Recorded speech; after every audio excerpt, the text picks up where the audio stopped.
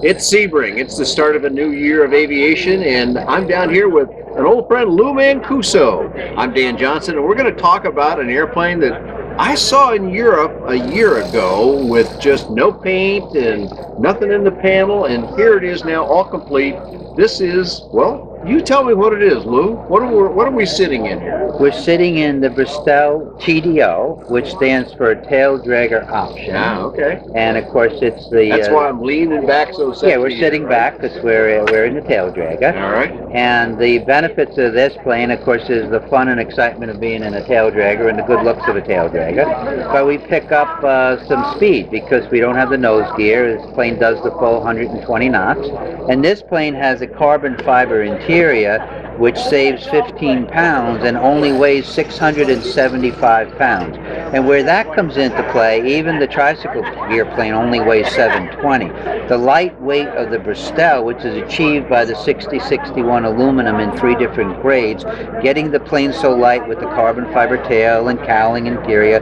This plane, when you're at 7,000 feet and you're trying to get to 9,500 above the broken layer, it zips right up there. And I've flown the heavier light sports, and they don't have the climb rate at 7. Because they're all basically using the same engine. You got the Rotax 912, 100 horse in it. The 120-pound heavier planes is like putting another person in the plane. Sure. And the climb performance is shot. So the Bristell is ahead of the pack because of the weight. And of course the general design of the plane. But that's why I like to dwell on the importance of what Milan did with the carbon fiber, and he even has carbon fiber rudder pedals to keep the weight down. The tail, the cowling. Can't see down there too good because they're all black. They're all black. But I'm looking at the interior here. What the camera can't see too well, I can see gloriously. And I noticed on the tail, the giveaway, it says carbon edition. Fiber. Yeah, carbon edition. Very clearly back there. But the entire instrument panel here that we're looking at, the side panels, the center console, a whole bunch of the back. There's a lot of carbon fiber here, which has that terrific sort of woven look to it, like it has a layer of plastic over it. It just looks, we've seen it before, it looks marvelous in a minute. But let's talk about your representation of this airplane.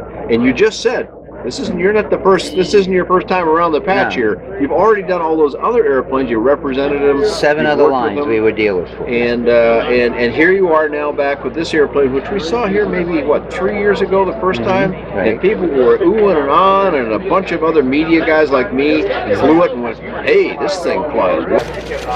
So one of the things I like about the Bristell is the canopy and cockpit design. The cockpit is very wide, very, very comfortable. What is the number? Give us a number. 51 inches. 51 inches, which is about best in class kind of and thing. the seats are so comfortable. That's all. When you're saying that number, Lou, excuse me for interrupting, you're talking about all the way over to here, right here, where I got body parts I might want to put them in. So we got an armrest here. We both can put our arms on an armrest. Yeah, we're a couple of, maybe a little bigger than average size guys or whatever, but we got a lot of room between us. Right.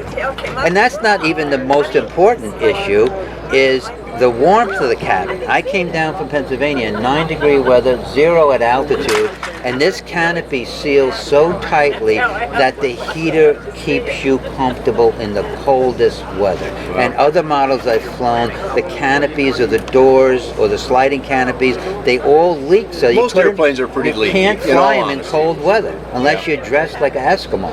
This plane is warm because the canopy seals tightly. Where is the home base that you flew from? Let's put some perspective on it. Lancaster, Pennsylvania, 3 days ago with that bitter, cold, nasty weather. Yeah, so snow on the ground. So you had a pretty good flight down here then. Oh, it was a miserable flight down. There was 50-knot headwinds, rough, bumpy. I had to stay low under the weather.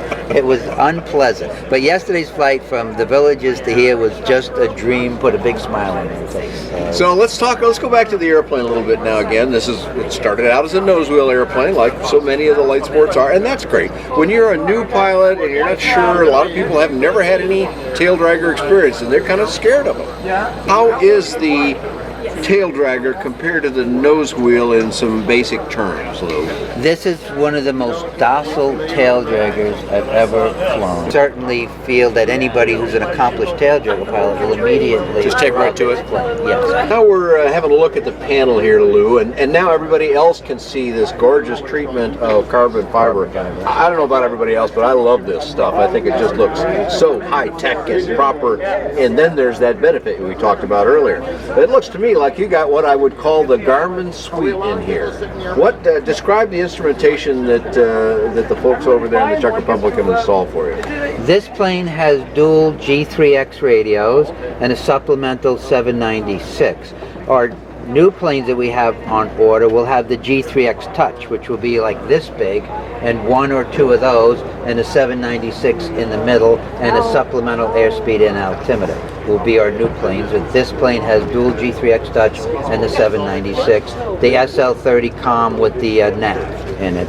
And this one over here, the 796, which I've come to love. I have one in the airplane that I often get to fly, and this one pops out pretty easily. Yeah, it's just on a knob here. And you can take it in and learn it at home, program and do things, and then pop it into the airplane. You're ready to go right then and there. Yep. So that's pretty cool. Now, these look like the ones that Cessna had initially. It's exactly what Cessna had. Okay, and the vertical orientation is good for a narrow space, but you got plenty of space here. You could easily accommodate the larger, wider G3X Touch. You won't see these anymore. They'll have the synthetic vision 10-inch G3X Touch in the future. Okay, great.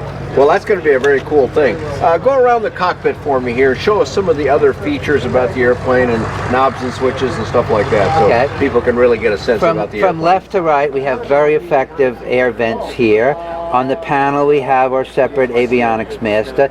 The coolest thing here that separates us from the pack is our landing light. When we put that on, we get two, which are good for in-flight recognition, and that's a really nice thing. And then we have a supplemental backup master if you should have a problem with the bus. Okay, all right. Then you have your standard audio panel, which, by the way, the new G3X Touch, the audio panels, it's all built right in. They're not only built in, they're actually of a higher quality than the PM3000. So the new ones will have the audio panel. So you're going to lose this whole thing here. This. Don't need that anymore. We lose this. This gets put behind the panel. Because you operate the radio from the new G3X Touch, right? Which is very cool. Then we have a slip indicator supplemental. You know what? And I always like this. I mean, I know the touch panels have an electronic version of this. You know what? They work pretty good, but I'm kind of old school, I guess. I like that old steel ball in a glass tube with benzene, and that'll tell you stuff right away. It's almost as good as a yaw string. Yep, almost as good. Then we have our park brake, which is important if you're ever trying to get gas and it's on a hill and you're by yourself. You got to have a park brake. The cabin heat is unique because this makes us warm. Then this sends half to the defroster and half to our feet. So that's for our feet. Okay, that's what up down means. For the defroster. When we have the defroster on and you put your hand here, that warm air comes right around and warms your hand up over here. And that defroster strip goes all the way across. And not a lot of planes have a defroster, and that's what he calls the demister. And that's to get your cabin canopy demisted for good visibility. A really nice feature. Then, of course, we have carburetor heat, which you almost never use, but it's there. And it's a carbon fiber carburetor heat box, again, to save weight. So there's some more of this carbon fiber in places that we're not seeing. Yeah, and then when I'm jumping ahead to the engine compartment, the firewall is stainless steel, and it's set 8 inches away from the engine is set 8 inches away from the firewall, which gives the mechanic lots of room. Then the rest here is pretty much standard. Oh, this is unique. The fuel is real easy to get to, and you always start in the left tank. And flaps, it'll climb at 500 feet a minute with full flaps. So you don't have to be in a rush to get the flaps off. Then when you do take the flaps off, you just turn them to 0. They come up nice and slow, and it's a real non-event. And they're all preset positions. I saw you do it. It kind of click, click, click. And it lights up 10, 20, 30. And of course you got your standard And how much fuel we got on board looking at the fuel? 31 gallons, 6 hours. Okay. Well, it's just all beautifully done inside, and I got to say the seats are, you got an extra cushion in here, but there's two things I like about the seats. I don't know if the camera can see down here, but I'm moving my leg. Yeah, it goes way forward. Now, a lot of seats are short. You know, they can be fine too, but you know, when I'm flying, this relaxes my leg all the way out to actually beyond my knee a little bit. That's going to make for a very comfortable posture. People don't think about that, but if you got to kind of hold your leg up the whole time, that doesn't seem like much, I know, but hour after hour, it'll make a difference. Another important thing on the interior is some of the competitors, the control stick is over here, and it's exposed, and I know there's been accidents and fatalities because something's gotten jammed in the controls when they're up here. The Bristell, the control is back it's all here, buried. behind I can't the get at any bulkhead, part of it and it's except all this in a canvas booty, so nothing can drop down into your controls. Also behind the seats, and some of the other competitor models, when you push the seat forward, you could drop something down into controls. In the Bristell, that's all finished behind the seat, so I put my flotation cushion behind me, which pushes me up a little, and I don't have to worry about anything falling into the belly of the airplane. Now, are you using seat cushions to adjust for pilot size? Yes. The seats themselves do not adjust? The rudder pedals pop forward. With this lever, they pop forward. Okay, so Lou is reaching a handle down. Right do I have one here too? You have one there. You pull on that handle. It's a little awkward to find the first time. Oh, I got it here. You pull that, and the pedals pop It's up. a little kind of a hook-shaped thing. Yeah, and then you jiggle them to get I it see. to lock They in pop place. toward me, Yeah. and then I push them where I want them, and then push that back. So we go from 5 foot 5 inches to 6 foot 8 inches. Wow. Okay. I think I fit somewhere in that Yeah, range. fit somewhere in there. More to the short Yeah, I end need of the it. pedals all the way up and a cushion at 5 So I'm seconds. looking over your shoulder here, Lou, at the baggage area, which is large. Now, there's a feature to that you talked about, and I'm not quite seeing how that works with this solid thing behind me, but you talked about being able to sleep in this. So how does that work? In the next plane I have coming, I have a sleeper sleeve option. It takes the back of the plane, opens it up with a carbon fiber sleeper sleeve, builds it back up so it's level, and you can sleep in the plane 2 feet. And does this go away No, then? Or? this box builds up. It's it's all back there. It's 3 feet deep. Oh, you're It goes sleeping into all the back there. Your feet are in the fuselage, and your head is over here. And we'll have a plane at Sun and Fun with the sleeper sleeve so people can actually see what it looks like. All right, well, a lot of good stuff about the airplane. Let's summarize with a few other facts, Lou. First of all, somebody goes, wow, gorgeous. How do I get one? Where do I go? And how soon could I get one if I said, I'm ready to go? Well, you can order from us, Bristell Aircraft LLC. We have 2 planes at the show that are immediately available. We have 2 that I just got the final payment notice from Milan that are ready to be shipped. And then there's 2 more on spec ordered after that. So we have 6 planes in the system ready for almost immediate delivery. That's pretty. So how's he been doing with it? How many airplanes are flying now under this banner? There's 140, and he was building 40 a year, and he just put on a second shift to bump up production to 72 a year to take care of the new demand. You know, in the world of light sport aircraft and light kits and ultralights and the things that we deal with, that's a good, solid number. That's a very respectful number. Milan works with his son, I believe. Yes, Mark. And he has been a key player in this game.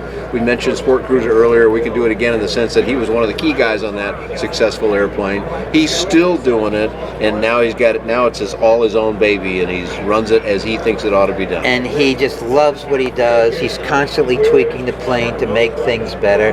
And one of the issues we had in the past is Kodiak, the U.S. distributor for the Rotex, was reluctant to handle warranty claims because they were not selling the engines. Right. The engines were sold in Europe. They weren't getting any profit out of that. They're very hard to get warranty claims processed. Well, we have become recently an OEM supplier from Kodiak. Oh, okay. Rotex. So we will be buying our engines for our kit planes direct from Kodiak in the Bahamas. Which brings up a good point. You're going to do kits as well, then. Yes, we're doing kits as so well. you'll get the engines then when you do that. So that's this same airplane can be available as a kit. Yes, we're gonna. Our orders are 2 in a box, 1 SLSA and 1 ELSA kit that will come without engine, prop, and avionics. That we will assemble in Lancaster, Pennsylvania by Rich Misano, who's here, and that's a quick build kit. Only takes 200 man hours to complete. So in a month, for $12,000, we will build the kit for you. Wow. So you can go to a 2-day orientation. Which you're allowed to do under the LSA Only rule. need to do There's 1%. some people going, hey, wait a minute, he can't do that. Yes, you can in the light sport world. Yeah, we can do 99% ELSA, so they can come for a weekend and get their builder's orientation, and then they get their flight orientation under our 3-part safety protocol, which is PLC, Personal Limitation Checklist, GPA, Ground Proximity Awareness Training, and DF-GAP, Defined Go-Around Point. And after they complete their training with us, they get a graduation coin, The Art of Defying Gravity, in the Bristell, and the back is PLC, Personal Limitations Checklist, GPA, ground proximity awareness training, and DF gap defined go-around point. So when they complete their training, they're awarded the graduation point, and they now are part of our safety process in what we do. Very cool. A lot of great information there, Lou Mancuso. And Bristell Aircraft U.S.A. is the name of the company? Bristell Aircraft LLC. What's the web address? It's bristellaircraft.com. BristellAircraft.com, pretty easily. You can find lots more about all kinds of affordable aircraft on BuyDanJohnson.com. Thanks for joining Lou Mancuso and myself here at Sebring. Thank you, Dan.